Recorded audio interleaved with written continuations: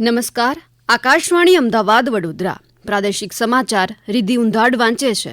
સૌપ્રથમ મુખ્ય સમાચાર. આજે 31 ડિસેમ્બરની અને નવા વર્ષના આગમનની ઉજવણી પ્રસંગે રાજ્યભરમાં સઘન પોલીસ બંદોબસ્ત. રાજ્યમાં ખેતીની જમીનના રીસર્વે રેકોર્ડમાં ક્ષતિ સુધારવાની અરજી કરવાની સમય મર્યાદા 1 વર્ષ લંબાવવામાં આવી. રાજ્ય સરકારે 17 નગરપાલિકા, 7 મહાનગરપાલિકાઓ અને 3 શહેરી વિસ્તાર વિકાસ સત્તામંડળોને વિવિધ વિકાસ કાર્યો માટે 1000 કરોડ રૂપિયા મંજૂર કર્યા. પાટણ જિલ્લાના સિદ્ધપુર તાલુકામાં 47 તળાવો ભરવા 126 કરોડ રૂપિયાની સૈદ્ધાંતિક મંજૂરી. અને રાજ્યમાં આગામી 2 દિવસ તાપમાન યથાવત રહેવાની હવામાન વિભાગની આગાહી. સમાચાર વિગતવાર.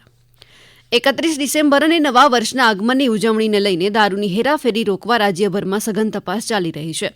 અમારા મહીસાગર જિલ્લાના પ્રતિનિધિ કૌશિક જોશી જણાવે છે કે રાજસ્થાનથી ગુજરાતમાં લવાતા દારૂની હેરાફેરી રોકવા જિલ્લામાં લુણાવાડા પોલીસ દ્વારા ચુસ્ત બંદોબસ્ત કરવામાં આવ્યો છે. ખાનપુર, કાલિયાકુવા, ડીટવાસ, પુનાવાડા તેમજ સંતરામપુરના આનંદીપુરી પાસે વાહનોની સઘન તપાસ કરવામાં આવી રહી છે. જિલ્લાના મુખ્ય મથક લુણાવાડામાં પ્રવેશતાની સાથે જ પોલીસ સઘન ચેકિંગ પણ કરી રહી છે. અમારા અરવલ્લી જિલ્લાના પ્રતિનિધિ અંકિત ચૌહાણ જણાવે છે કે જિલ્લા પોલીસ દ્વારા અલગ અલગ જગ્યાએ વાહન ચેકિંગ તથા બ્રેથ એનેલાઇઝર દ્વારા તપાસ કરવામાં આવી રહી છે. રાજસ્થાનથી ગુજરાતમાં પ્રવેશતા તમામ રસ્તા પર પોલીસનો બંદોબસ્ત ગોઠવવામાં આવ્યો છે. મોડાસા શામળાજી હાઈવે પર પોલીસની ટીમ દ્વારા આવતા જતા વાહનોનું ચેકિંગ પણ કરવામાં આવી રહ્યું છે. અમારા તાપી જિલ્લાના પ્રતિનિધિ નીરવ કંસારા જણાવે છે કે મહારાષ્ટ્રમાંથી ગુજરાતમાં દારૂની હેરફેર ન થાય તે માટે તાપી પોલીસે અલગ અલગ ચેકપોસ્ટ બનાવી છે અને ફાર્મ હાઉસો પર તપાસ પણ હાથ ધરવામાં આવી રહી છે. આ અંગે તાપીના ડીવાયએસપી ઈશ્વર પરમારે વધુ માહિતી આપી. આગામી 31 અને નવા વર્ષની ઉજવણી શાંતિપૂર્ણ રીતે ઉજવાય એ માટે તાપી જિલ્લામાં મહારાષ્ટ્ર રાજ્યને અડીને આવેલી જે જગ્યાઓ છે ત્યાં ચેકપોસ્ટ બનાવી અને પોલીસ દ્વારા સઘન વાહન ચેકિંગ કરવામાં આવેલું છે. અને ખાસ કરીને ફાર્મ હાઉસ, કોઈ અવાવરૂ જગ્યાઓ અને પાર્ટી પ્લોટ ત્યાં પણ કોઈ આવો અનિચ્છનીય બનાવ ન બને તે માટે તકેદારીના ભાગરૂપે પેટ્રોલિંગ પણ કરવામાં આવી રહ્યું છે. 31 ડિસેમ્બર અને નવા વર્ષના આગમનની ઉજવણી દરમિયાન કાયદો વ્યવસ્થાની સ્થિતિ તથા ટ્રાફિક નિયમન જાળવવા અમદાવાદ ટ્રાફિક પોલીસે જાહેરનામું પ્રસિદ્ધ કર્યું છે. આ અંતર્ગત આજે સાંજે 6 વાગ્યાથી મોડી રાત્રે 3 વાગ્યા સુધી વાહન ચાલકો સીજી રોડ પર અવરજવર કરી શકશે નહીં. આ જ રીતે રાત્રિના 8 વાગ્યાથી મોડી રાત્રે 3 વાગ્યા સુધી સિંધુ ભવન રોડ પર જાજરમાન 4 રસ્તાથી તાજ સ્કાયલાઇન 4 રસ્તા સુધીનો બંને બાજુનો રસ્તો બંધ રહેશે. આ ઉપરાંત એસજી હાઈવે પર સવારે 8થી રાત્રિના 3 વાગ્યા સુધી ભારે વાહન પસાર થઈ શકશે નહીં. શહેરમાં 9000 પોલીસ કર્મીઓનો બંદોબસ્ત ગોઠવવામાં આવ્યો છે. કાયદો અને વ્યવસ્થાની સ્થિતિ જાળવવા શહેરમાં એન્ટ્રી અને એક્ઝિટના 145 પોઈન્ટ પર નાકાબંધી કરીને વાહનોની તપાસ કરવામાં આવશે, એમ અમદાવાદ શહેર પોલીસ કમિશનરની યાદીમાં જણાવાયું છે. રાજ્યમાં ખેતીની જમીનના રીસર્વે માટે digital India land record modernisation programme હેઠળ જમીન માપણીની કામગીરી 33 જિલ્લામાં ચાલી રહી છે. રીસર્વે રેકોર્ડમાં ખાતેદારો દ્વારા ક્ષતિ સુધારવાની રજૂઆતોને ધ્યાનમાં રાખીને રાજ્યના મહેસૂલ વિભાગે ભૂલો સુધારવા માટેની અરજી કરવાની સમય મર્યાદા 1 વર્ષ લંબાવીને 31 ડિસેમ્બર 2025 કરી છે. મહેસૂલ વિભાગે આ અંગેનો પરિપત્ર પ્રસિદ્ધ કર્યો છે. આ પરિપત્ર હેઠળ ક્ષતિ સુધારવાની અરજીઓ અપીલ કરવાને બદલે લેન્ડ રેકોર્ડ સુપ્રિન્ટેન્ડન્ટને સાદી અરજીના આધારે નિકાલ કરવાની સત્તા પણ આપવામાં આવી છે. મુખ્યમંત્રી ભૂપેન્દ્ર પટેલે ગઈકાલે સાંજે ગાંધીનગરના મુખ્ય બસ મથકની ઓચિંતી મુલાકાત લીધી હતી. તેમણે બસ મથકની સ્વચ્છતા, સફાઈનું નિરીક્ષણ કર્યું હતું તેમજ કંટ્રોલ રૂમ અને ટિકિટ વિન્ડોની કામગીરી પણ નિહાળી હતી. શ્રી પટેલે મુસાફરો સાથે વાતચીત કરીને તેમને મળતી સુવિધાઓની વિગતો પણ મેળવી હતી. તેમની સાથે અધિક મુખ્ય સચિવ M.K. દાસ પણ હતા. મુખ્યમંત્રીએ મુસાફરો, સામાન્ય નાગરિકો તથા એસટી બસ મથકમાં ફરજ પરના કર્મચારીઓ સાથે સંવાદ કર્યો હતો. બીઝેડ ગ્રુપના કૌભાંડના આરોપી ભૂપેન્દ્ર ઝાલાના કૌભાંડની તપાસ હાલ ચાલી રહી છે. મહેસાણા, આણંદ, હિંમતનગર, પાલનપુર અને અમરેલીના રોકાણકારોએ આ કૌભાંડમાં નાણાં ગુમાવ્યા છે. ભૂપેન્દ્ર ઝાલાએ કોને કેટલા નાણાં ચૂકવવાના છે તેની તપાસ ચાલી રહી છે. એક અંદાજ પ્રમાણે ઝાલાએ રોકાણકારોને 95 થી 100 કરોડ રૂપિયા ચૂકવ્યા નથી. ગઈકાલે સીઆઈડી ક્રાઇમના ડીઆઈજી પરીક્ષિતા રાઠોડે આ અંગેની વધુ માહિતી આપી. ભૂપેન્દ્ર ઝાલાને મહેસાણા જિલ્લાના દવાડા ગામમાંથી ત્યારે ડિટેન કરવામાં આવ્યો છે. જે આક્ષેપો છે એને સમર્થન કરતા અત્યારે પુરાવા એકત્રિત કરવાની અને એની પૂછપરછ કરવાની કામગીરી ચાલુ. પહેલા જ પૂછપરછ શરૂ કરી છે એ અત્યારે તો ગુજરાતમાંથી જ મળ્યો છે. હજુ વિગતવાર પૂછપરછ કરીએ પછી ખ્યાલ આવે કે આટલા દિવસ 1 મહિના સુધી એ ક્યાં રોકાયો છે, શું કર્યું છે અને કેવી રીતના કોના સપોર્ટ એને મળ્યો છે એ બધી તપાસ ચાલુ છે. મુખ્યમંત્રી ભૂપેન્દ્ર પટેલે રાજ્યની 7 મહાનગરપાલિકાઓ, 3 શહેરી વિસ્તાર વિકાસ સત્તામંડળ અને ક તથા ડ વર્ગની નાની નગરપાલિકાઓ સહિત 17 નગરપાલિકાઓમાં શહેરી જનજીવન સુવિધા વધારવાના કામો માટે કુલ 1,000 કરોડથી વધુ ફાળવવાની મંજૂરી આપી છે.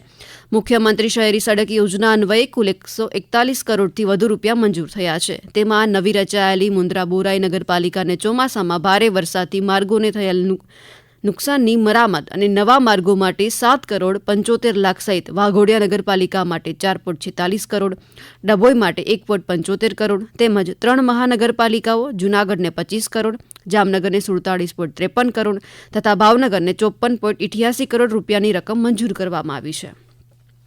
આ સમાચાર આપ આકાશવાણીના અમદાવાદ વડોદરા કેન્દ્ર પરથી સાંભળી રહ્યા છો. આ સમાચાર આપ અમારી YouTube channel AIR news Gujarat પર પણ સાંભળી શકશો. વધુ સમાચાર માટે આપ અમારી વેબસાઇટ newsonair.gov.in/gujarati અને અમારા એક હેન્ડલ AIR_news_ABD ને ફોલો કરશો. કેબિનેટ મંત્રી બળવંતસિંહ રાજપૂતની રજૂઆતને પગલે પાટણ જિલ્લાના સિદ્ધપુર તાલુકાના 47 તળાવ ભરવા માટે 126.65 કરોડ રૂપિયાની સૈદ્ધાંતિક મંજૂરી મળી છે. ડિંડરોલથી મોકેશ્વર ડેમ સુધીની પાઇપલાઇન નાખવાની મંજૂરી મળતા ગ્રામજનોને હવે નિયમિત પાણીની સુવિધા મળશે. આ પાઇપલાઇન નાખવા માટે જળ સંસાધન મંત્રી કુંવરજી બાવળિયાએ સૈદ્ધાંતિક મંજૂરી આપી છે. આ 47 તળાવ ઉપરાંત ઉમરદસી નદી પરનો ચેક ડેમ પણ ભરવામાં આવશે. રાજ્યમાં આગામી 2 દિવસ તાપમાન યથાવત રહેવાની શક્યતા છે. સૌરાષ્ટ્ર કચ્છમાં લઘુત્તમ તાપમાનમાં 1 ડિગ્રી સેલ્સિયસનો વધારો નોંધાયો છે, જ્યારે ઉત્તર મધ્ય અને દક્ષિણ ગુજરાતમાં તાપમાન યથાવત રહ્યું. આગામી 24 થી 48 કલાક સ્થિતિ યથાવત રહેવાની સંભાવના છે. છેલ્લા 24 કલાકમાં ગુજરાતમાં વિવિધ જિલ્લાઓમાં લઘુત્તમ તાપમાન સામાન્ય કરતાં ઓછું તો કેટલાક સ્થળે સામાન્ય કરતાં 2 થી 3 ડિગ્રી સેલ્સિયસ વધુ નોંધાયું. ગઈકાલે બનાસકાંઠાના ડીસામાં 9.6 ડિગ્રી સેલ્સિયસ લઘુત્તમ તાપમાન નોંધાયું હતું.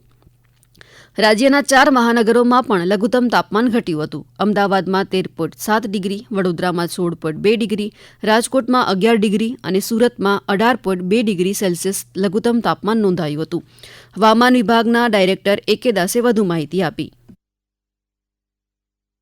अगले आने वाला 7 दिन तक मौसम शुष्क रहेगा और जो पवन का दिशा था उसमें उत्तर पूर्व से पूर्व है और जो तापमान है लघुत्तम तापमान में ज्यादातर परिवर्तन नहीं उनका पूर्वानुमान दिया गया है. जो अहमदाबाद का लघुत्तम तापमान रिकॉर्ड हुआ है वो 13.7 डिग्री सेंटीग्रेड जो कल से -1.3 डिग्री सेंटीग्रेड डाउन हुआ है और अहमदाबाद और नियर बाई के लिए जो फोरकास्ट दिया गया है इसमें क्लियर स्काई रहेगा और लघुत्तम जो तापमान है 14 डिग्री सेंटीग्रेड के आसपास रहेगा और गुजरात रीजन में सबसे कम जो लघुत्तम तापमान रिकॉर्ड हुआ है वो नालिया में है. પાટણની હેમચંદ્રાચાર્ય યુનિવર્સિટીની વિદ્યાર્થીની પૂજા પટેલે ઓરિસ્સાના ભુવનેશ્વર ખાતે આયોજિત અખિલ ભારતીય આંતર યુનિવર્સિટીની યોગાસન સ્પર્ધામાં આર્ટિસ્ટિક યોગાસન સ્પર્ધામાં ભાગ લઈ રજતચંદ્રક મેળવ્યો છે. પાટણ યુનિવર્સિટીના રમતવીર છાત્રો રાજ્ય ઉપરાંત નેશનલ કક્ષાએ પણ વિવિધ રમતગમત સ્પર્ધાઓમાં ભાગ લઈ શ્રેષ્ઠ પ્રદર્શન કરી યુનિવર્સિટીનું નામ રોશન કરી રહ્યા છે. ગુજરાત જાહેર સેવા આયોગ GPSC દ્વારા નાયબ નિયામકની ભરતી રદ કરવામાં આવી છે.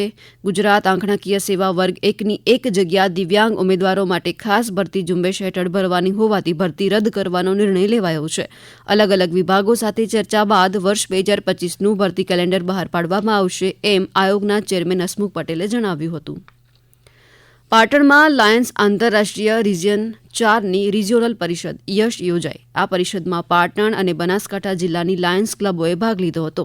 ટીબી મુક્ત ભારતના સંદેશને સાર્થક કરવા અને ગુજરાતને ટીબી મુક્ત કરવામાં લાયન્સના સભ્યો ઉપસ્થિત રહ્યા હતા. રાષ્ટ્રીય સફાઈ કર્મચારી આયોગના ઉપાધ્યક્ષ અંજના પવારે ગઈકાલે કચ્છ જિલ્લાની મુલાકાત લીધી. તેમણે જિલ્લા કલેક્ટર કચેરી ભુજ ખાતે સફાઈ કર્મચારીઓના વિવિધ પ્રશ્નો અંગે જિલ્લા વહીવટીતંત્ર સાથે બેઠક પણ યોજી હતી. બેઠકમાં સુશ્રી પવારે જણાવ્યું હતું કે સફાઈ કામદારોના પુનર્વસન સાથે તેમનો શૈક્ષણિક, આર્થિક અને સામાજિક ઉદ્ધાર થાય તે ખૂબ જ મહત્વનું છે. અંતે મુખ્ય સમાચાર ફરી એકવાર. આજે 31 ડિસેમ્બરની અને નવા વર્ષના આગમનની ઉજવણી પ્રસંગે રાજ્યભરમાં સઘન પોલીસ બંદોબસ્ત. રાજ્યમાં ખેતીની જમીનના રીસર્વે રેકોર્ડમાં ક્ષતિ સુધારવાની અરજી કરવાની સમયમર્યાદા 1 વર્ષ લંબાવવામાં આવી. રાજ્ય સરકારે 17 નગરપાલિકા, 7 મહાનગરપાલિકાઓ અને 3 શહેરી વિસ્તાર વિકાસ સત્તામંડળોને વિવિધ વિકાસ કાર્યો માટે 1,000 કરોડ રૂપિયા મંજૂર કર્યા. પાટણ જિલ્લાના સિદ્ધપુર તાલુકામાં 47 તળાવો ભરવા 126 કરોડ રૂપિયાની સૈદ્ધાંતિક મંજૂરી. રાજ્યમાં આગામી 2 દિવસ તાપમાન યથાવત રહેવાની હવામાન વિભાગની આગાહી. આકાશવાણીના અમદાવાદ વડોદરા કેન્દ્ર પરથી પ્રાદેશિક સમાચાર પૂરા થયા. નમસ્કાર.